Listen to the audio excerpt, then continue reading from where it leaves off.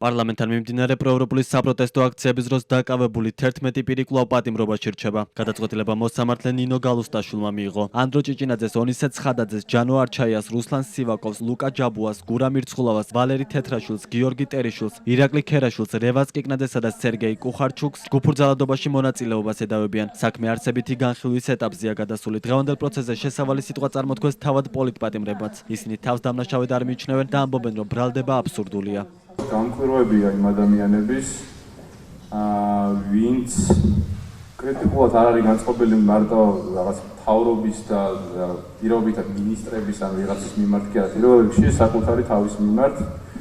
იმიტომ რომ სხვა შემთხვევაში თუ კრიტიკული არ ხარ პირველ რიგში შენი თავის მიმართ, ეს არის კონფორმიზმი და მეტი არაფერი. თითქმის ყოველ დღე შეიძლება ერთი ან ორი დღე ყოფილიყო მაქსიმუმ, როცა მე ამ აქციებზე არ ვერ გავედი.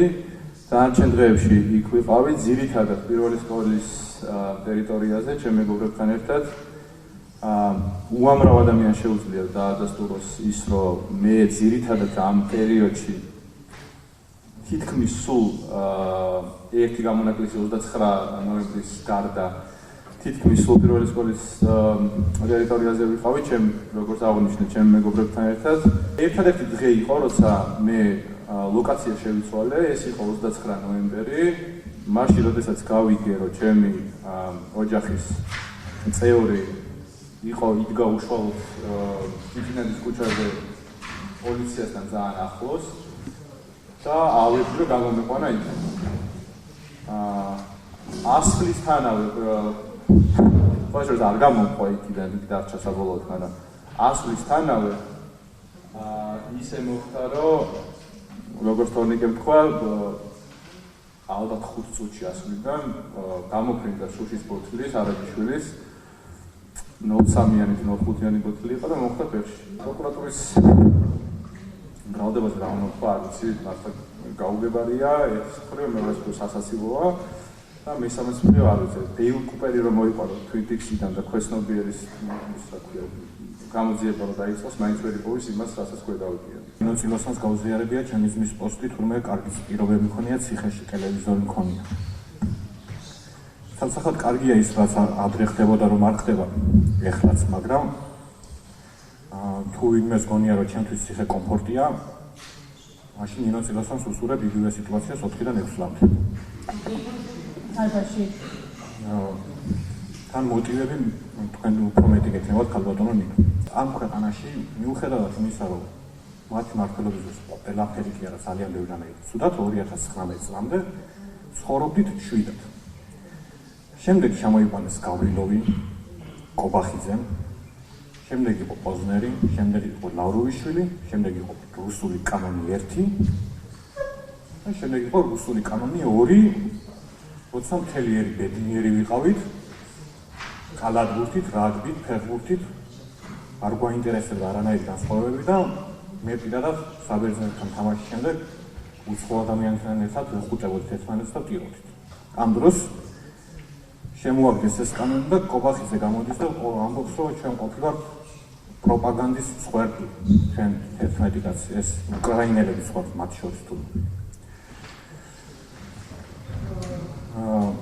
ადამიანი არის, რომელმაც ძალიან ბევრი ადამიანი მეტადონის პროგრამაზე და პროპაგანდაზე შეცვალა და ჩვენ ყოფილვართ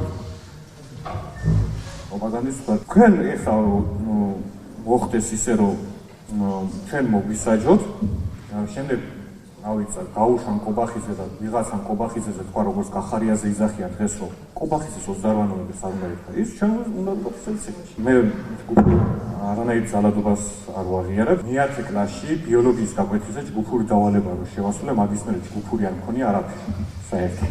წერა მქონდა სპიჩი ცარიელ სიტყვებზე და გთხოვთ, როდესაც გადაწყვეტილების მიღებას დააპირებთ, ეს გახსოვდეთ, რომ ცარიელი სიტყვების გამო არ მიიღოთ ეს გადაწყვეტილება.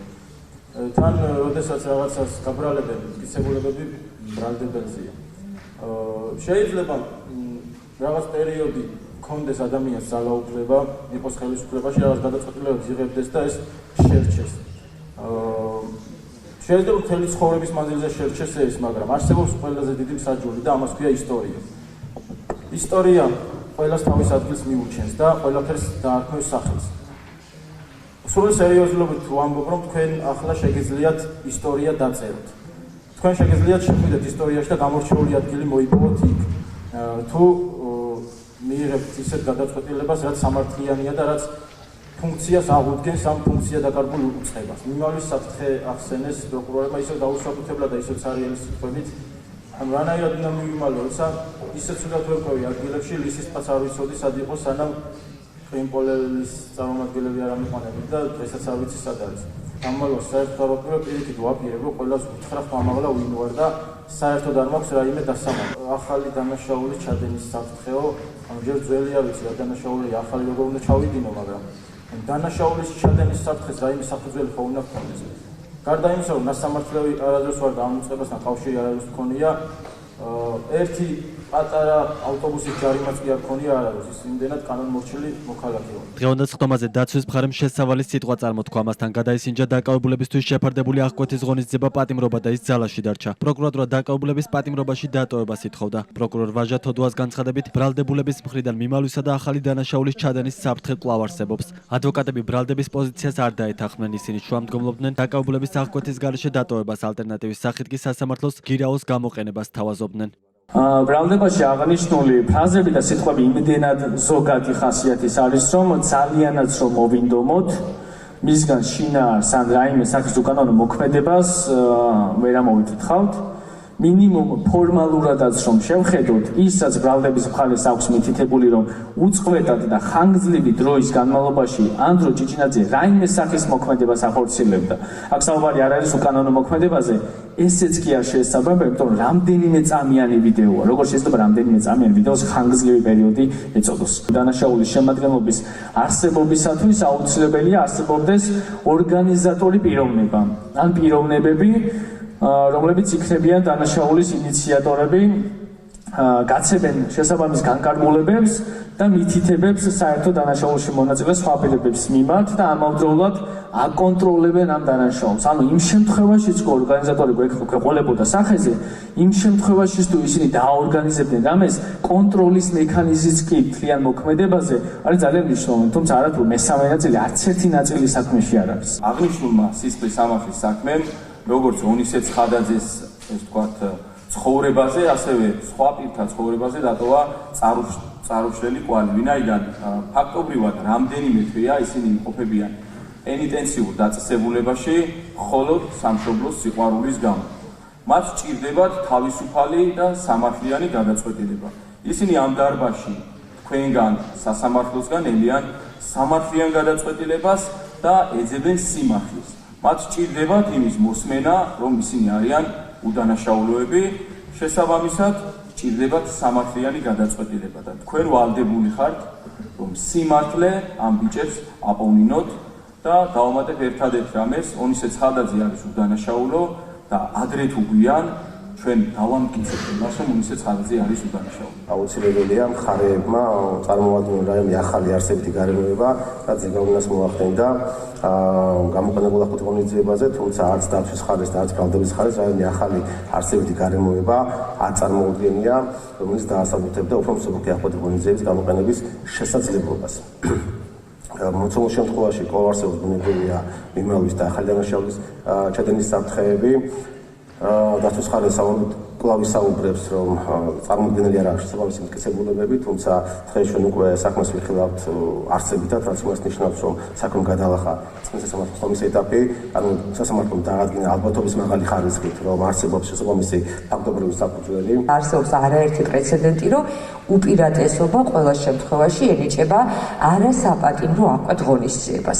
კიდევ ერთხელ ვიმეორებ, ეს ადამიანები სრულ დამნაშავეები იყვნენ, რომ მივყვეთ იმ ლოგიკას, რაც ბრალდების მხარე ამითარებს, რამდენად არის მიზანშეწონილი მათი პატიმრობაში ყოფნა. ვინაიდან არც ერთი მათგანი არ გახლავთ ნასამართლელი პირი. არც ერთ მათგანს კონფლიქტი არ ქონია სამართალდამცავ ორგანოებთან. თითოეულ მათგანს გააჩნია მუდმივი საცხოვრებელი ადგილი. ისინი არსებითად არიან დაკავშირებული სამართალ წარმოების ქვეყანასთან და სისხლის სამართლის საპროცესო კოდექსის კონკრეტულად 199 მუხლის მეორე ნაწილში არის მთელი რიგი შეზღუდვები, რაც სასამართლოს აძლევს შესაძლებლობას, რომ წარმოდგენილმა ბრალდებულებმა მართლმსაჯულებას თავი არ არიდონ და მათი გამოყენების შემთხვევაში უზრუნველყოფილი იყოს სამართალ წარმოება. პარლამენტთან მიმდინარე პროევროპული საპროტესტო აქციების დროს ჯგუფურ ძალადობაში მონაწილეობის ბრალდებით დაკავებული 11 პირის საქმე ერთ წარმოებად გაერთიანდა დაკავებულებს. ბრალის საქართველოს სისხლის სამართლის კოდექსის 225 მუხლის მეორე ნაწილით წარედგინათ, რაც ჯგუფურ ძალადობაში მონაწილეობას გულისხმობს. დანაშაულის სასჯელის სახით და ზომად 4-დან 6 წლამდე ვადით თავისუფლების აღკვეთას ითვალისწინებს.